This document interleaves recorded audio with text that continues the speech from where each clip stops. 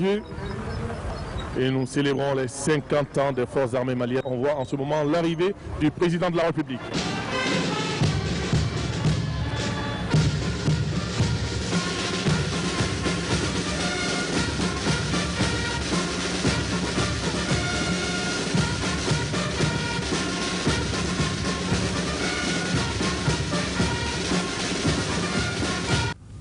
Le 20 janvier 2011, cinquantenaire de l'armée nationale du Mali, a été l'occasion réussie de nos forces armées de montrer à la face du monde, dans un impressionnant exercice interarmé, leur niveau de préparation et leur capacité opérationnelle.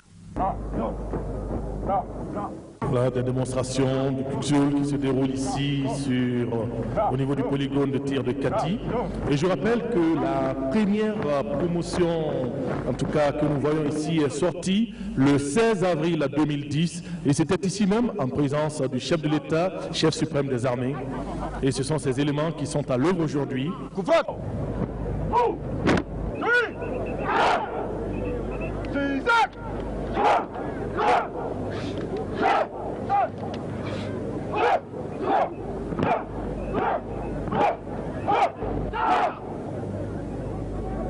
Les attaques de face.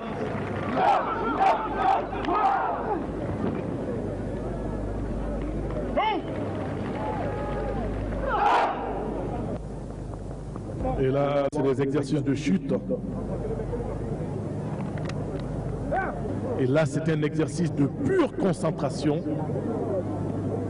Il faut vraiment des mois, voire des années de pratique pour pouvoir atteindre ce degré de concentration et qui arrive à imperméabiliser le corps pour qu'il ne sente aucune douleur et pour qu'il puisse résister à n'importe quel choc. Il est maintenant concentré à bloc.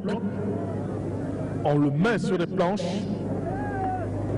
Là, c'est une démonstration de concentration exceptionnelle.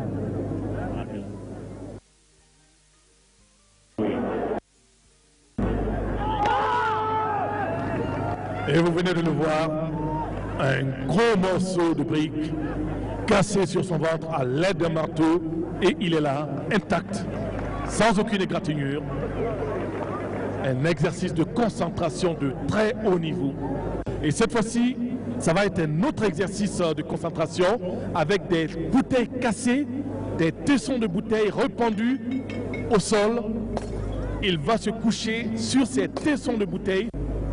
Et je vous laisse suivre cet exercice à vous couper le souffle.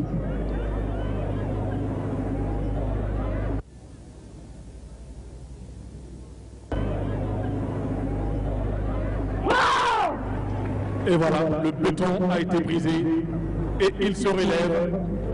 Moment intense de concentration.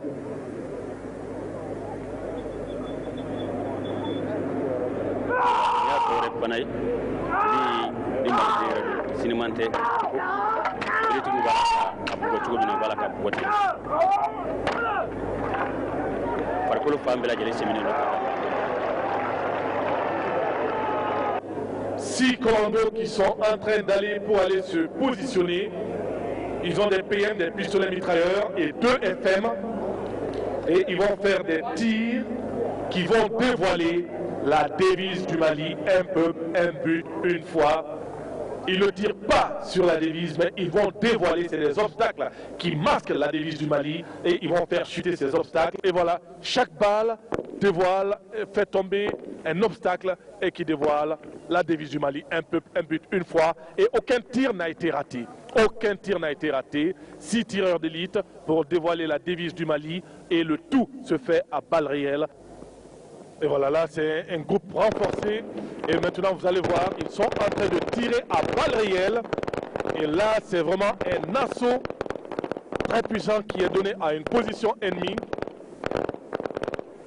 Chacun a une position, ils vont en diagonale, en horizontale, ils vont dans toutes les positions, mais personne n'est touché par, en tout cas, un tir ami, comme on le dit.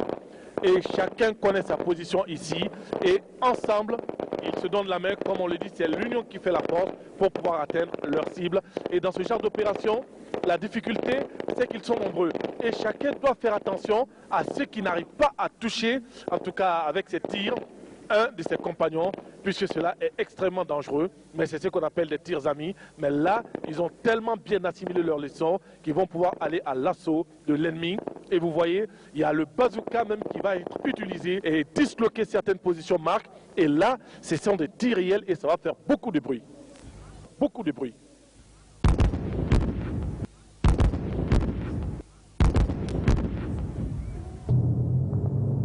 Simultanément, pendant que l'artillerie est en train de tirer, l'escadron blindé mixte va commencer son mouvement à partir de la base de démarrage, de la zone de démarrage. La bande que les blindés occupent, on appelle ça la zone de démarrage. Donc l'escadron blindé va commencer à dépousser de la zone de démarrage, se déployer en colonne de peloton pour progresser vers la ligne avant de la zone de démarrage qu'on appelle la ligne débouchée. Une fois qu'ils vont arriver au niveau de la zone de la ligne débouchée, les blindés vont se déployer en ligne. En ce moment, l'infanterie d'accompagnement que vous allez voir à bord de véhicules 4x4, c'est pour que l'infanterie d'accompagnement ne soit pas trop fatiguée. L'infanterie d'accompagnement... Et au moment où vous parlez, mon colonel, nous voyons le largage des parachutistes. Et j'aimerais juste donner une précision.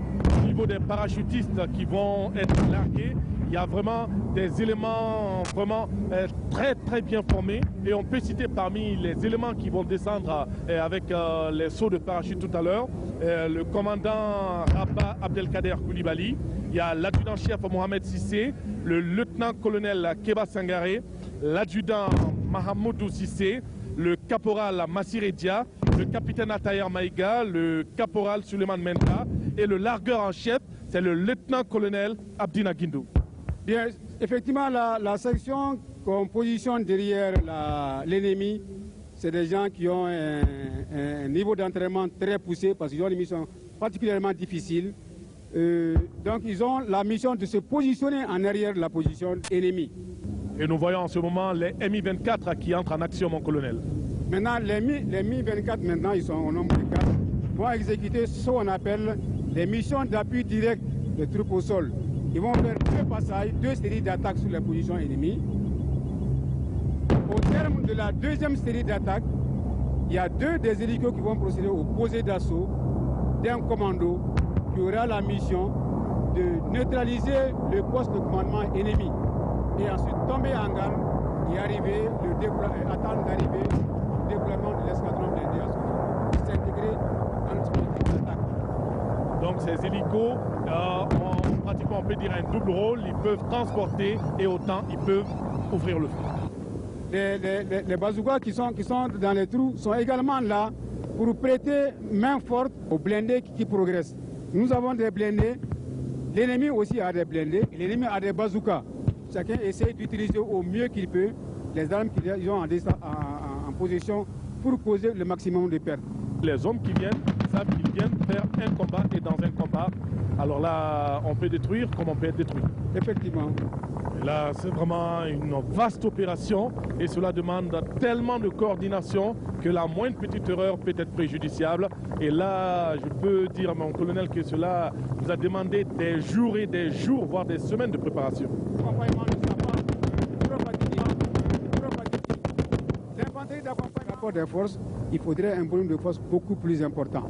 Généralement, on utilise un rapport 3 sur 1.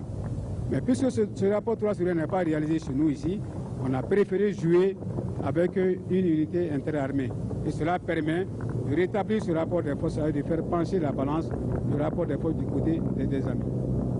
Donc là, on voit en tout cas les forces d'appui qui sont arrivées, les chars qui continuent toujours sur les images. On voit qu'ils ouvrent toujours le feu et ils sont en train de progresser actuellement certainement. Ils ont déjà pu atteindre le PC de l'ennemi.